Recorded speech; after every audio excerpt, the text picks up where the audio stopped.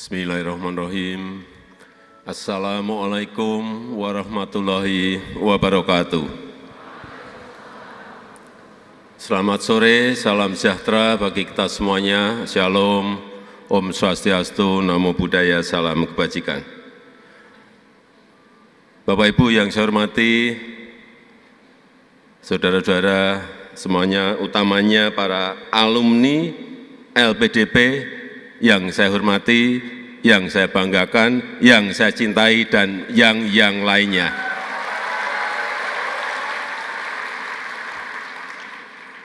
Tadi saya ingat lagi urusan podium ini loh. Ini dimulai karena peristiwa COVID, sehingga waktu COVID dulu ada 3 podium, di sana 1, di sini 1, di sana 1. Sekarang udah nggak ada COVID kok masih ada 2, ini untuk apa gitu loh. Tadi sebenarnya Pak Nadiem di sini pun saya nggak marah kok. Tapi Pak Menteri Pendidikan sendiri yang takut. Di sini aja, didorong ke sana jangan mau, saya pengen di sini gitu loh. Urusan podium nggak, setelah ini podium 1 aja. Jangan ada yang di sini ada kayak diskriminatif gitu.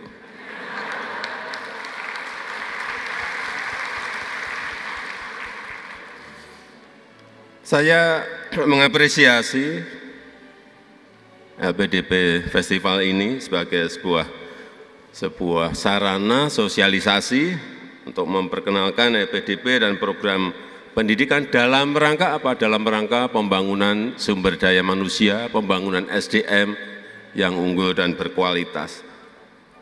Ini sangat penting sekali, ini sangat penting karena kita akan menghadapi bonus demografi yang nanti di tahun 2030 68,3% penduduk kita adalah penduduk usia produktif. Dan ini biasanya hanya sekali dalam sejarah peradaban sebuah negara, hanya sekali, nggak akan terulang lagi. Ini bisa menjadi peluang, tapi bisa juga menjadi beban, bahkan bisa menjadi bencana kalau kita tidak bisa mengelolanya dengan baik. Tapi sore hari ini, setelah tadi Pak Nadiem, Bu Ani menyampaikan, dan saya berhadapan dengan saudara-saudara semuanya, saya optimis bahwa bonus demografi itu bisa kita manfaatkan untuk menaikkan level negara kita menjadi negara maju. Saya meyakini itu.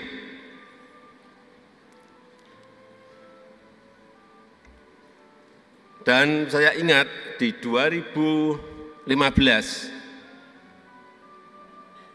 di LPDP ini ada dana kurang lebih 15 triliun.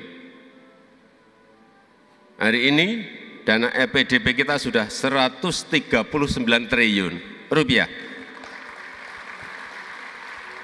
Ini adalah sovereign wealth fund yang kita miliki khusus untuk pendidikan. Dan sejak 2019 saya sudah perintahkan ke Bu Menteri Keuangan, minimal 1 tahun itu 20 harus dimasukkan ke LPDP, 20 masukkan ke LPDP. Punya uang banyak, masukkan LPDP. Karena SDM inilah nanti kita bisa bersaing atau tidak bisa bersaing dengan negara-negara lain. Kuncinya memang di sini. Dan kita tahu dunia saat ini berubah sangat cepat. Bio dan nanoteknologi, genome sequencing, mendisrupsi dunia kesehatan. Cloud computing, artificial intelligence, mendisrupsi dunia pendidikan. Banyak sekarang ini penemuan aneh-aneh. Kadang-kadang saya ini apa toh, saya kadang-kadang ada batu bata energi, bisa menyimpan tenaga surya, jam tangan, tenaga, keringat. Ini apa? Tapi ada.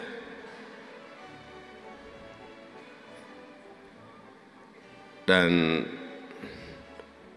berbagai kemajuan tersebut difasilitasi oleh negara untuk bisa saudara-saudara pelajari melalui beasiswa LPDP. Saya minta ini pada menteri terkait dan juga LPDP, tolong kita ini bisa membuat grand design-nya untuk 5 tahun yang akan datang, untuk 10 tahun yang akan datang, untuk 15 tahun yang, untuk 20 tahun yang, untuk 25 tahun yang ada. Kita harus betul-betul memiliki desain sesuai dengan kebutuhan dan visi negara ini, visi negara kita. Jurusan apa? Jumlahnya berapa? Bidang penelitian misalnya apa? Harus betul-betul bisa tepat sasaran. Tidak buang-buang anggaran. Saya berikan contoh sekarang. Kita ini memiliki sebuah opportunity, sebuah peluang untuk menjadi negara maju kalau kita melakukan hilirisasi. Contoh, kita ingin membangun ekosistem besar dari mobil listrik, EV, electric vehicle.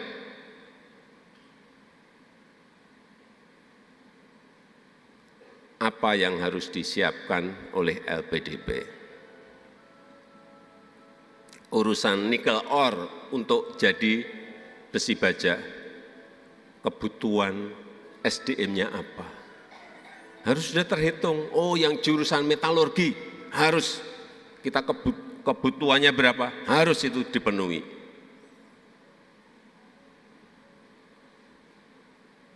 Untuk urusan mobil listrik, urusan EV baterai, misalnya ini yang kita kurang, material science, siapa yang harus diarahkan ke sana?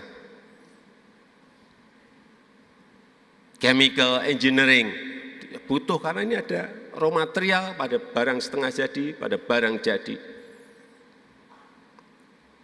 Electrical engineering, kurang.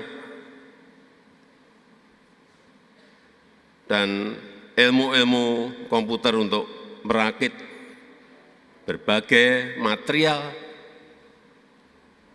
dari barang setengah jadi menjadi barang jadi. Kita mau membangun ekosistem besar apalagi, rumput laut, jurusan apa yang dibutuhkan, berapa SDM yang diperlukan, semuanya harus terdesain dengan baik sehingga sekali lagi kita nanti antara kebutuhan SDM dan kebutuhan industrinya itu betul-betul bisa match, betul. Jangan meleset.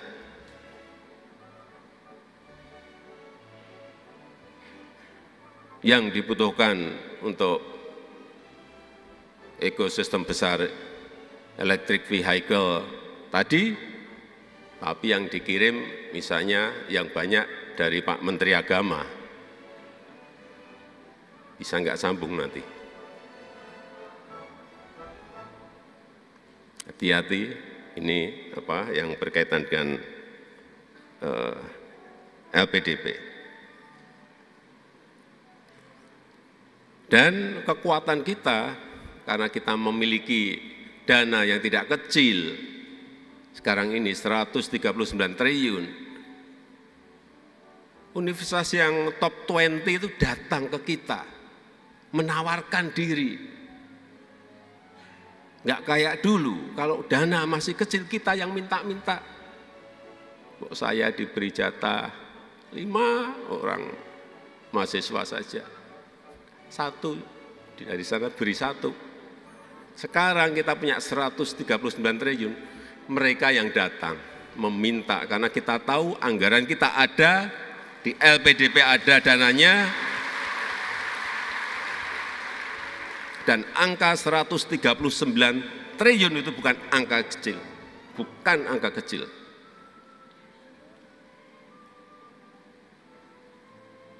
Coba kalau nanti setiap tahun tambah 20, tambah 30, APBN kita bertambah baik tambah 40, akan menjadi berapa?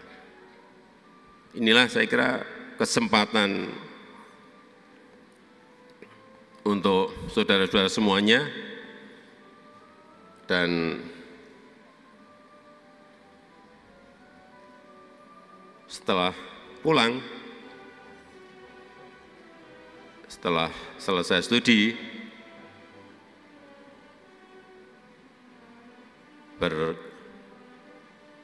berkaryalah. Ilmunya jangan diendapkan untuk diri sendiri. Dan yang paling penting, saya titip, pulang. Pulang.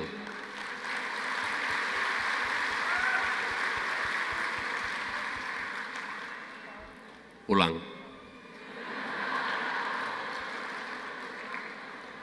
Meskipun gaji di sini mungkin lebih rendah sedikit, tetap pulang. Meskipun mungkin fasilitas enak di negara lain, tetap pulang. Karena negara kita saat ini sangat membutuhkan anak-anak muda yang memiliki pemikiran, yang memiliki visi ke depan yang lebih baik. Dan kita memang kurang SDM yang seperti itu. Dan terakhir, ini saya ulang di mana-mana, dalam 13 tahun ke depan, ini adalah saat yang sangat menentukan negara kita ini bisa melompat menjadi negara maju atau tidak.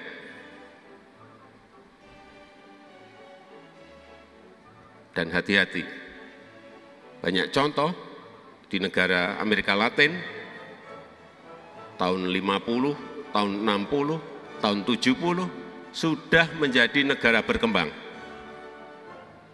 Tapi sampai saat ini masih tetap menjadi negara berkembang. Karena tidak bisa memanfaatkan opportunity, tidak bisa memanfaatkan peluang yang diberikan. Kita dalam 13 tahun ini, berarti kurang lebih sampai 2038, diberikan peluang itu untuk bisa masuk menjadi negara maju. Bisa atau tidak, ya tergantung kita sendiri. Tetapi menurut saya, kepemimpinan di 2024, kepemimpinan di 2029, kepemimpinan di 2034 menjadi akan sangat menentukan. Negara ini bisa maju atau tidak maju.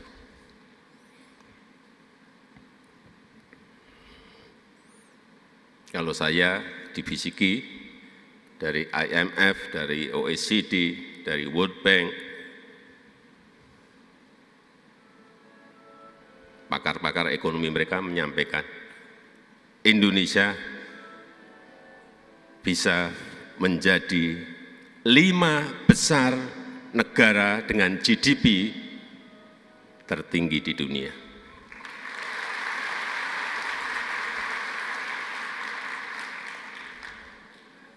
Dan itu berada di tangan saudara-saudara semuanya. Kok kelihatannya tepuk tangannya takut?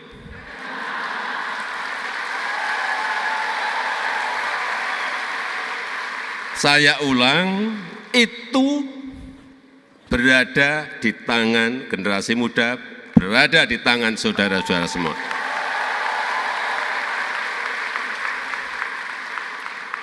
(2024, 2029, 2034). Kepemimpinan nasional sangat penting sekali untuk bisa kita menapak maju atau tidak maju. Hati-hati di 2024. Dalam memilih pemimpin.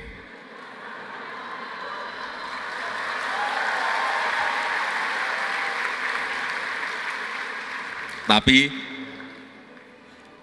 kedaulatan ada di tangan rakyat.